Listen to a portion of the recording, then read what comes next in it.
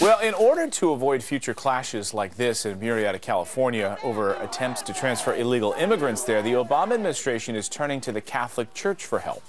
California churches are accommodating the illegals pushed out of Murrieta, providing food, medical, and spiritual care for up to 140 people arriving every 3 days. Well, the church says that they view this as a humanitarian crisis, but some of the parishioners are fearing the spread of diseases.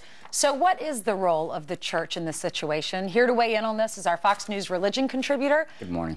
Father John. Hey, I just got a promotion there. Yeah, Thank you very much, I Ainsley. think Father is the ultimate promotion. Nice to see you this morning. Thanks for being in with us. You know, it's a fascinating issue, and I think, first of all, an important principle is that we should not turn churches into the ordinary, regular, safe haven from the law. And in the past, that has been done, making churches into some refuge from the rule of law. That is not healthy. It's not healthy for religion. It's not healthy for our country. But when there is a time of absolute emergency, when there are minors who are here who have been abused, people with no home, and who are really being trafficked, then, of course, anybody with a heart has to step in and say, we're going to protect them. For many years, religious organizations in the U.S. have encouraged immigration to this country and are still encouraging immigration, and then offload the costs onto taxpayers. And well, that what do you mean by that, seems unfair Tucker? I want to push back on that. Encouraging, I don't know of any church that's encouraging illegal immigration. But if that's the case, they shouldn't be doing it. Encouraging immigration, though, you see it in Maine, Wisconsin, all over the country. You see churches help resettle refugees and immigrants from other countries. One thing is to help settle, right? Another thing is to encourage illegal immigration. But then shouldn't churches take the responsibility for the people they bring here? Well, and isn't it unfair to force taxpayers to pay for it? I don't know of any churches that are encouraging people to come. Taking care of those who are here, absolutely, especially those who are in a situation like this, yes. You know, there's a great, I think, philosophical principle that, on the one hand, there's a natural human right to emigrate, to leave one's country.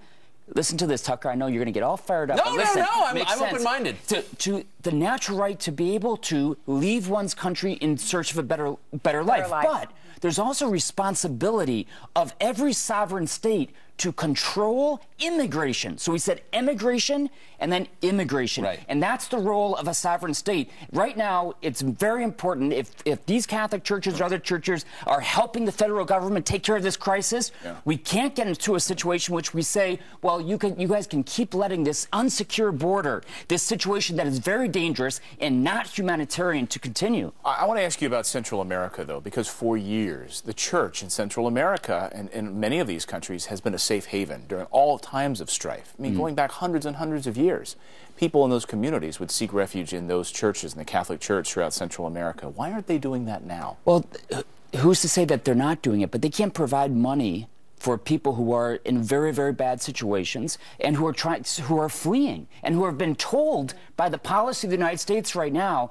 that, you know what, actually you can get across the border. That's right. So, and that is it's a broken system.